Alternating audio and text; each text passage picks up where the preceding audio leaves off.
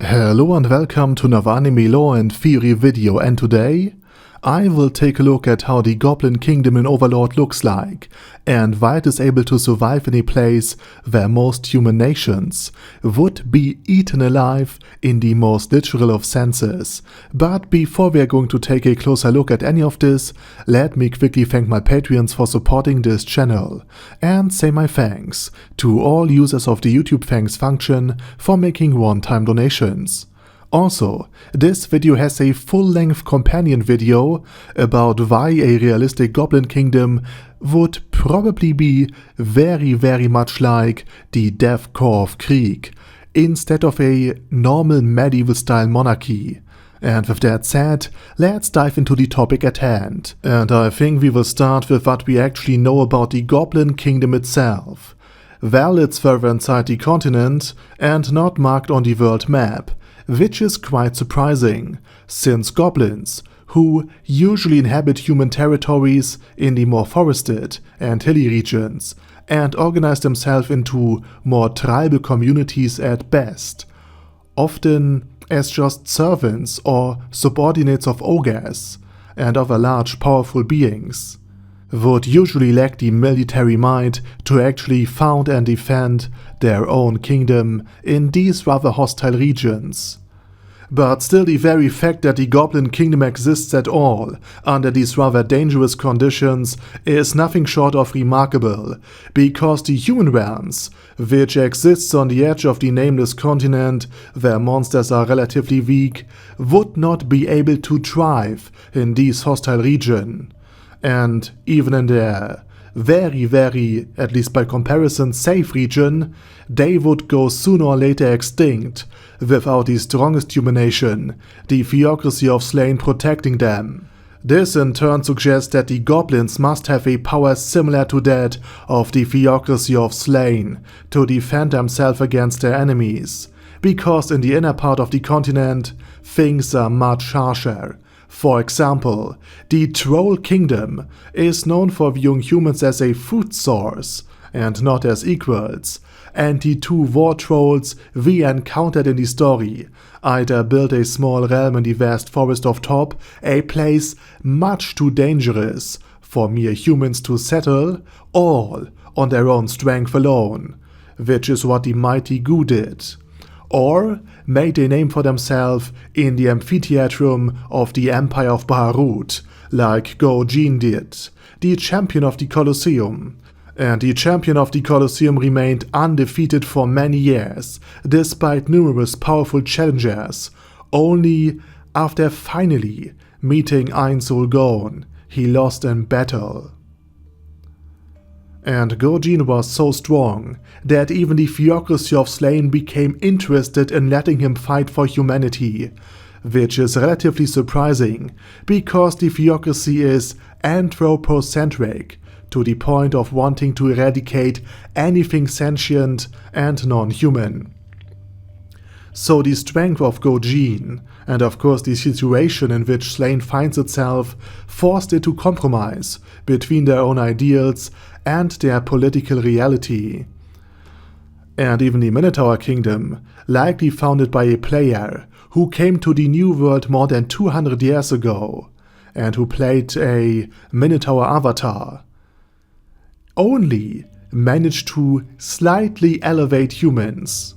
They are no longer a food source, they are forced labor. And they are not eaten again because their legendary hero, the Minotaur King, forbade them to do so. And these two realms are fighting with other powerful nations for dominance within the continent. And as I said, it's quite a dangerous neighborhood, where the Goblin Kingdom somewhere must exist. But here's the thing, and the reason why the Goblin Kingdom might have even came to existence in the first place. Just like the Minotaur King, who presumably came to the New World 200 years ago as a human in the body of a Minotaur, legends and tales also speak of a Goblin King with unimaginable power, especially for a goblin. And I suspect that this king was also a human player who had played as a goblin avatar. So 1 came as an undead overlord to the new world, the Minotaur King as a human player with a Minotaur avatar, and the Goblin King, of course, as a human in the body of a Goblin avatar. But while goblins are often considered hostile to humans, and the goblins encountered by the Swords of Darkness, an adventurer team from Irantel on the edge of the Forest of Top, did attack the group, that is the Swords of Darkness, immediately upon visual contact, the Goblin King seemed to be very different towards humanity. Not only did he treat humans very well, according to the legend, but the good man had taken a human woman as his wife and had sired offspring with her. The woman accompanied him on his travels and adventures, and as mentioned, became the mother of his children. And this is especially noteworthy because goblins are not humanoids. They are demi-humans. And ordinarily, demi-humans and humans cannot have kids, much like dragons who, being a heteromorphic life form, also cannot reproduce with humanoids. Yet, Brightness Dragonlord and the Goblin King managed to impregnate a human woman each. The question then arises as to how they did it, and I think we will find the answer in the history of the Goblin King. There, in this story, this fairy tale, the Goblin King fought dragons with an ash branch, which would not be particularly noteworthy, but indeed just an act of desperation, a last stand. If the Goblin King did not have the power to actually defeat the dragon, to me, it sounds as if the ashen branch might be indeed a world-class item. And as I mentioned, I assume that all players who entered the new world carried such a world item with them, or were at least in the proximity to one of these 200 items. I also assume that the dragons and the Dragon Emperor had the ability to use wild magic, to the point that they could look into other dimensions. And since dragons were described among other things as greedy and having a draconic avarice, and since they probably wouldn't know what a video game is, all of this hints that the dragons, and the Dragon Emperor in particular, saw a parallel dimension with powerful items and performed a ritual to transport these very, very rare and valuable items into their own world. However, this went wrong, as the world items, like everything else in Yggdrasil Online, were purely virtual at this point.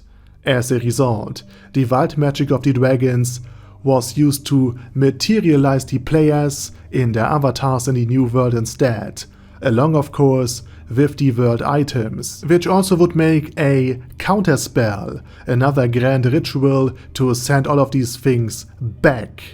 Very, very complicated, since wild magic items makes one basically immune to wild magic itself, and thus players could not be sent back easily. And also this ritual, this appearance of the players and the world-class items, disturbed, twisted and deformed wild magic, the original magic of this world, so that it became much harder to use. Now, why I'm telling you all of this? Quite simple, because the wild magic of the Dragon Lords and the world items are almost synonymous with each other. The dragons also always refer to world items as wild magic or being of wild magic origin, which would also explain why they protect against the magic of the dragons. And if Brightness Dragonlord, who can use wild magic like all Dragonlords can, had managed to impregnate a human woman, it could be that the Ash Branch might have a similar ability. The ability would then allow the Goblin King to impregnate a human woman, and the branch could also have functioned like a mistletoe of sorts, which would explain the odd choice of partnership. I mean, a goblin is not really that attractive, but then again, that's just my taste. So basically wild magic could be used to crossbreed between major branches of species. And thus, we might have the reason why goblins in the New World could thrive in such a dangerous region as the inner part of the continent, similar to how the theocracy was founded 600 years ago by 6 players, including 4 with human avatars, and their bloodline had still been preserved, carried on by the offspring, the so-called Godkins, their direct descendants, which are still blessed with incredible, superhuman strength and magic. Thanks to the blood of the players, the Goblin Kingdom could be ruled by the descendants of the Goblin King to this very day. And now we come to how goblins actually live, and why the Goblin Kingdom is probably stronger than the theocracy of Slain, which from the perspective of humans is located in a less dangerous part of the world than the Goblin Kingdom is. Goblins in Overlord are semi-humanoid beings. They are smaller, weaker, and oftentimes dumber than humans, living more in tribal communities led by either the strongest warrior or a powerful caster. And since female goblins seem to have more magical ability than male goblins, they are more inclined to become casters and shamans, rising to leadership that way, unlike most male goblins.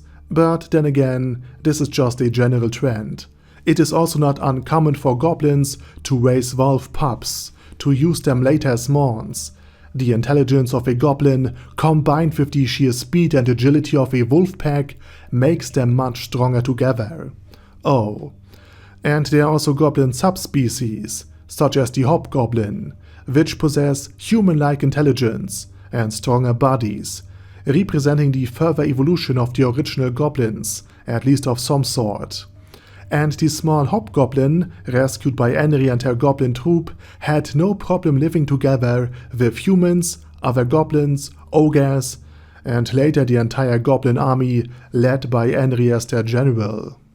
And finally, it can be said that the reason goblins are able to survive on their very own in the New World, despite being usually dumber, weaker and smaller than humans, is simply because they are better adapted to the New World. Among other things, they have the ability to see in the dark and the twilight, where humans are almost completely blind. And these nocturnal vision and low-light vision are usually found in species on our own planet that compete with larger and day-active predators. In areas where these predators or food competition are simply absent, nocturnal animals become active in the day, as seen in lemurs in Madagascar. In other words, goblins only become active when most of their predators have already gone to sleep. However, they can also become daily active, as seen in the village of Khan, where they work as advisors, shamans, casters, healers, and simply farm labor.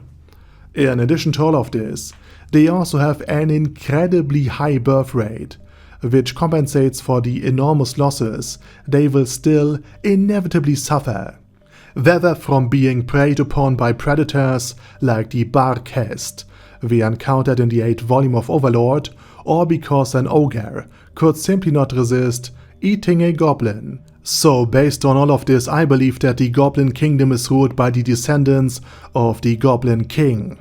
Thanks to the enormous reproductive rate of goblins, which is far beyond what humans can achieve in the best of times, this kingdom can rely probably on hundreds, if not thousands of Godkin. Moreover, the current monarch likely also possesses the world item of the founding king, the Ash Branch, giving him a powerful weapon, and means to sire human-goblin hybrid offspring, and crossbreed with other, usually incompatible species. And as mentioned before, goblins also raise wolves, even when they are just a tribal community, in order to use them as mons. So therefore I believe that goblins in the Goblin Kingdom would also do the same. But they would not only be riding wolves, but other creatures, such as the Barkhest, maybe a hydra or drakes, or the occasional dragon, which would be an incredible fitting mount for a godkin, since the very founding father of their bloodline, also battled dragons and won. In addition to all of this, the kingdom has probably access to elite troops of hobgoblins and many other goblin subspecies, making it even stronger. And since the Goblin King fought, peace and harmony with humans and likely humanoids in general would be to the benefit of both.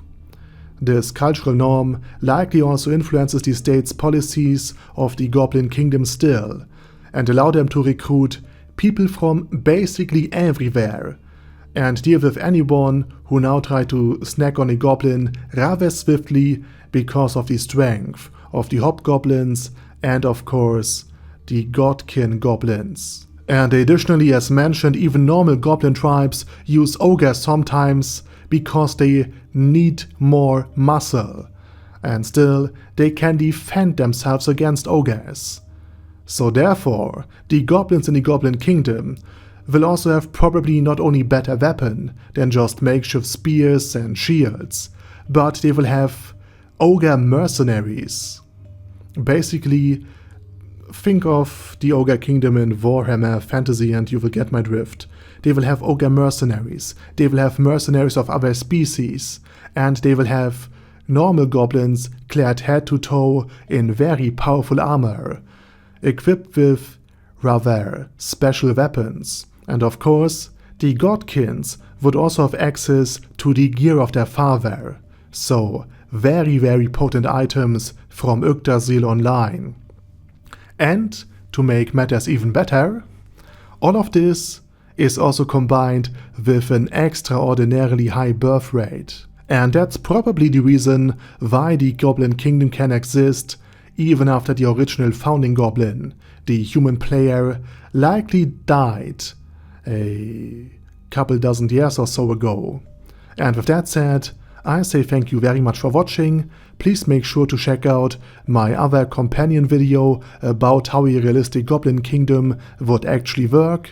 And please let me also know your opinions and thoughts about my theory about the Goblin Kingdom down in the comment section. And while you type, I say thank you very much for watching, and special thanks to Ader Daddy Ader, ASK, Bad Guy Yi, Bad Burrito 316, Beezer, Ben C, Brandon D, Chrissy, Crowley 0221, Sia, Crystal Prime, Dead Slime, Death is Mercy, Deathless Dragonlord, Demon Xenomorph 1987, Devin Downen, Ding Dong, Dragonlord Placidu Saxophone, Duckwagon, Dunkler Krieger, Dystopia II, Enigmatic Unicorn, Feral Shivan, Guy with That Head,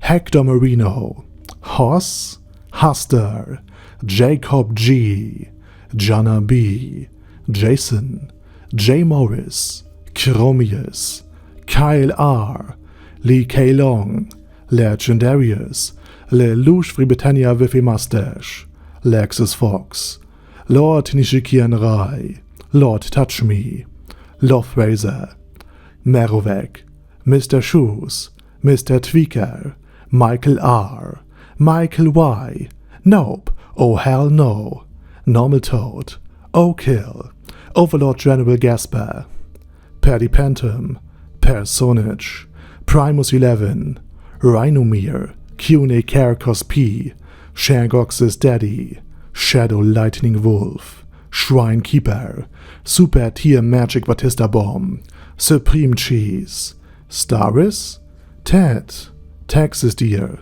The Orc Warboss, Rock Ed Smasher, T.E. Wang, Vash Hawkeye, Vegito27, Venture Fanatic, Wilhelm, Xenokai, and Zonagon.